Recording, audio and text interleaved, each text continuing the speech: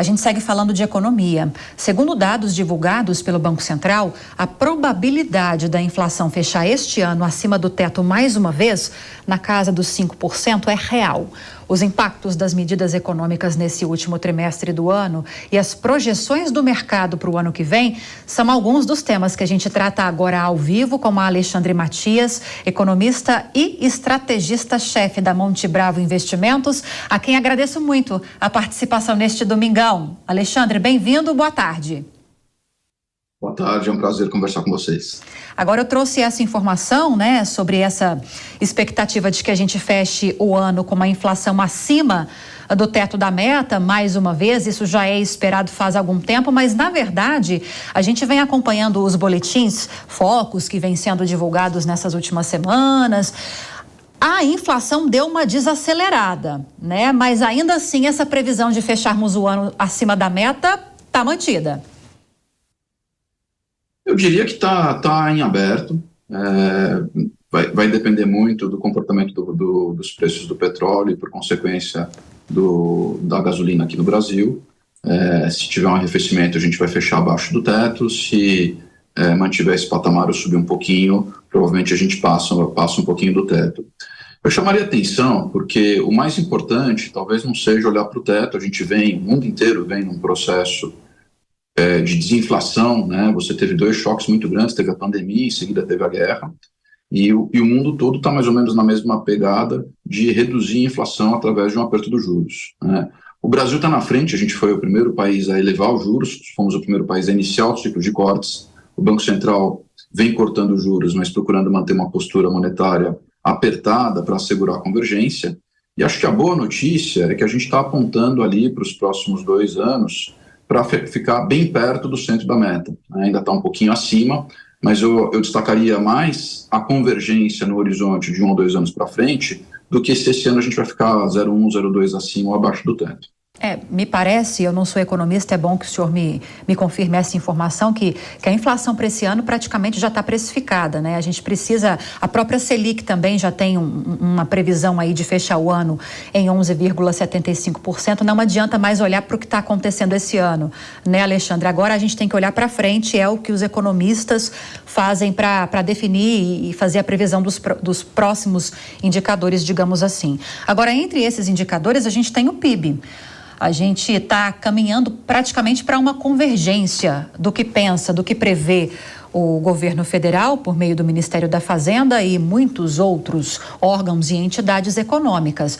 A gente está caminhando para uma convergência para casa aí de um PIB para esse ano de cerca de 3%, o governo pensando em 3,2%, o Banco Central pensando em 2,9%, conforme foi atualizada essa previsão nessa última semana. A leitura que se faz disso é que para esse ano a economia vai bem? E para os anos seguintes, qual é o alerta?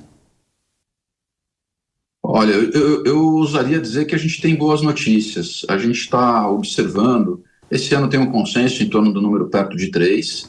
Para o ano que vem, a gente tem tido uma série de revisões para cima no crescimento, né? O consenso estava abaixo de 1,5, agora está em torno de 1,5, e as revisões continuam. A gente na Monte Bravo está olhando para o ano que vem com um crescimento em torno de 2,5. E aí tem algumas boas notícias e algumas hipóteses, né? Evidente que esse ano teve uma contribuição muito importante do setor agrícola. O ano que vem a gente não deve repetir uma contribuição tão importante, mas a economia ela está mostrando um grau de resiliência mais forte, isso no Brasil e no mundo inteiro, mas particularmente no Brasil. O mercado de trabalho segue em níveis bastante baixos de desemprego e a gente está discutindo, os economistas estão começando a discutir se as reformas que foram feitas nos últimos 5, 6 anos, né, reforma trabalhista, reforma da Previdência, mudança no marco institucional de uma série de coisas, se isso não produziu um aumento do PIB potencial que nos permita crescer um pouco mais rápido. Se a gente olhar para trás, você vai lembrar que nos anos de 2014, 2015, 2016, 2017, sempre as projeções elas acabavam superestimando o crescimento, as pessoas falavam 2, 2,20, davam 1,5. E nos últimos anos tem acontecido o oposto, as pessoas estão falando 1,5 tem dado números mais altos, né? E a gente está tentando entender por que isso acontece. Então, uma hipótese é que a economia tenha ganhado um pouco de produtividade e a gente possa crescer um pouco mais. assim como tem outros fatores acessórios mais circunstanciais. Mas acho que a mensagem importante é que parece que o Brasil vai crescer numa média acima do que se supunha anteriormente. Então, é uma boa notícia para todo mundo. Agora, Alexandre, enquanto você respondia a minha pergunta, a gente estava com uma tarja, não sei se dá para a nossa produção voltar à tarja anterior, porque permanece o alerta em relação à política fiscal do governo. Perfeito. Para quem está nos acompanhando na internet, para quem está também na TV Jovem Pan News, está lendo a seguinte tarja, Alexandre: rombo nas contas públicas já passa de 100 bilhões de reais. A gente trouxe essa notícia nessa semana. Há uma preocupação com essa política fiscal do governo, com a aprovação desse novo arcabouço fiscal, que atrela a possibilidade de crescimento desses investimentos públicos à elevação da arrecadação. Queria te ouvir a respeito disso. A gente está tendo, então, esse cenário mais positivo ou levemente mais positivo em relação às riquezas geradas pelo país, em relação ao PIB, mas tem, de outro lado, essa preocupação com as contas públicas. Como equacionar essa questão? O quanto esse rombo que a gente já registra agora é preocupante para as contas no futuro, próximo e mais longínquo também? É muito boa pergunta. Não há dúvida de que o grande problema da economia brasileira é a dívida, né? Eu costumo fazer uma brincadeira dos 5 Cs, né? O Brasil tem uma dívida que é cara, ela é curta e ela é crescente. E se nada for feito, ela vai virar colossal, e dívidas colossais, em geral, resultam em calote. Então, essa é a preocupação, né? O Brasil, as pessoas observam uma dívida que cresce continuamente com a proporção do PIB e se preocupam. O governo Lula, quando assumiu, a primeira medida foi de uma expansão de gastos, né? Então, a gente tem esse ano, por exemplo, nos primeiros 7 meses, a gente vai para um déficit de mais de 150 bilhões, um déficit de mais de 56 bilhões nos primeiros 7 meses, e se compara com um superávit de 150 bilhões no ano anterior, né? Então, você iniciou o governo fazendo uma expansão de gastos que o presidente Lula e o PT acharam que era necessário fazer um alívio, atender a base, recriar condições de uma postura política mais confortável, né? Então, no primeiro momento, a gente viu isso e o mercado ficou muito preocupado, naturalmente, né? Num segundo momento, com o arcabouço fiscal, a gente teve a reversão dessas expectativas negativas.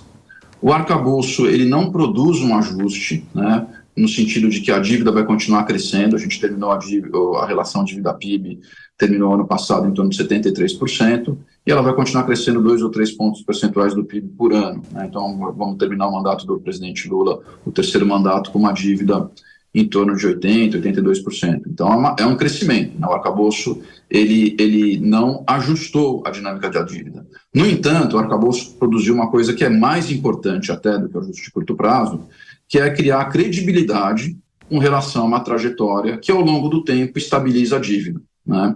Ele criou a meta de superávit primário, a meta do ano que vem é 0, com uma margem até 0,25 de déficit, e o mercado comprou esse ajuste, né? As agências de rating deram uma visão positiva, o mercado comprou, o prêmio de risco Brasil caiu, os juros futuros caíram, né? Então você tem toda uma dinâmica positiva associada à ideia de que o arcabouço vai ser cumprido, né? A gente, na Monte Bravo, tem até uma visão mais construtiva um pouco que o mercado está olhando para o déficit primário do ano que vem, a média está em torno de um déficit de 0,7, como eu falei, a meta é 0, a margem é 0,25, a gente está achando que vai ficar em torno de 0,4, mas não será uma surpresa se o governo conseguir entregar a meta no ano que vem, porque a gente está vendo que em 2024 você vai conseguir fazer uma expansão de receitas suficiente para você chegar pertinho ali da meta. A dúvida que fica, ela é sobre 2 dinâmicas independentes. Uma, como que eu faço essa expansão de receitas ou uma redução dos gastos para 2025, 2026 e daí em diante? É uma questão de gestão orçamentária. E outra, que é o ruído político em torno da questão fiscal, porque daí todos os países são muito parecidos, né? Os políticos, na sua maioria, eles gostam de gastar, de fazer políticas que têm um apelo social, e eu diria até um pouco ingênuo em relação à dinâmica da economia, porque tem uma coisa que está comprovada na experiência dos vários países, é que não existe crescimento nem redistribuição de renda quando você tem crise, né? A gente tem aqui vários vizinhos que são exemplos claros disso. No entanto, o político sempre quer que o ajuste esteja no orçamento dos outros, né? Sim. Então tem uma demanda, não faz o ajuste, está muito difícil.